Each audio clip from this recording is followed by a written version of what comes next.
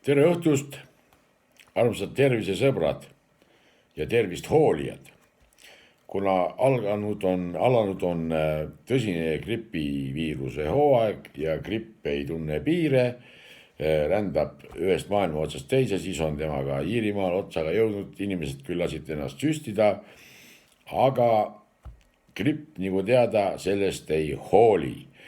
Ja täna siis me võtame vaatluse alla ühe tõsise ravitee, mida võib juua nii kuumalt kui külmalt ja sinna siis ka mingit lisandit, et toimet nagu suurendada.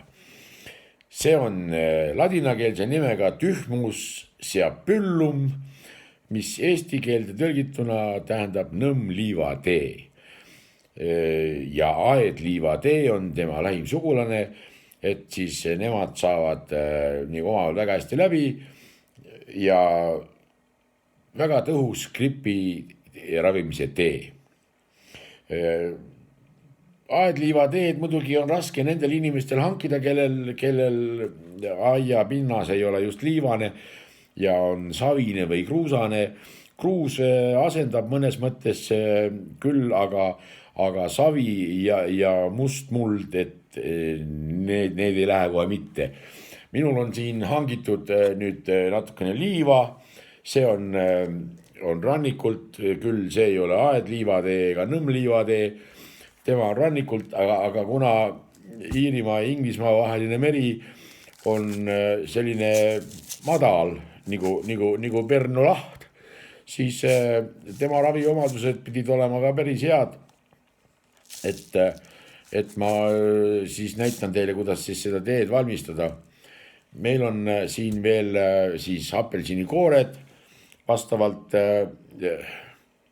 ja siis on meil on siin Põltsamaa äge sinep ja muidugi vesi on meil olemas, keedetud on siin kanniga ja alustame siis raviprotseduuri ettevalmistust.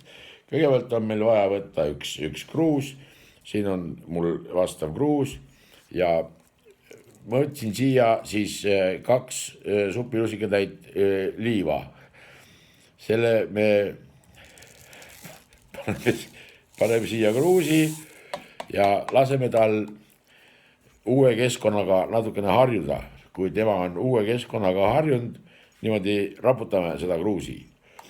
Siis valame peale, ei vala peale, kõigepealt paneme siia mõned apelsinikoored, mis on täna värskelt kooritud.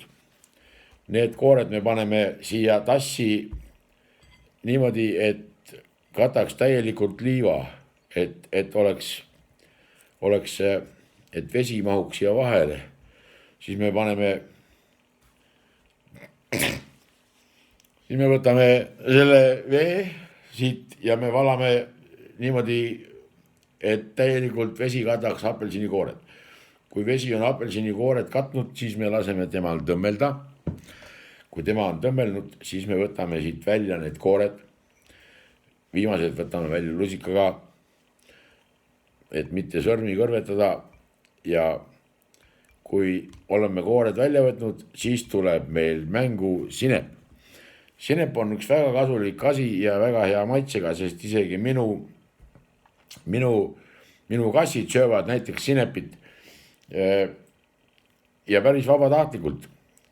Mina määrin nendel tagumiku sinepiga kokku, nad lakuvad seda ja kohe hea meelega lakuvad, nutavad millegi pärast, aga lakuvad. Ja seda sinepit me paneme siia pool tuubi. Et kui on sinep pandud siia sisse pigistatud, siis segame lusikaga ettevaatlikult. Ja kui on sinep laustunud, siis alustame ravimist. Juua jahtunult peast, jahtunud olekus väikeste lonksudega, mitte ahnitseda. Ja kellel on neelamisega raskusi, siis tuleb kasutada sellist toru. Ühes otsas on lehter ja teises otsas on kummitoru. Selle asetame söögitorusse ja siis ta sealt läheb nagu õigesse torusse. Nii et soovin teile edu gripi viirusega võitlemisel. Ärge andke alla, Viru veri ei hüübi, ei värista.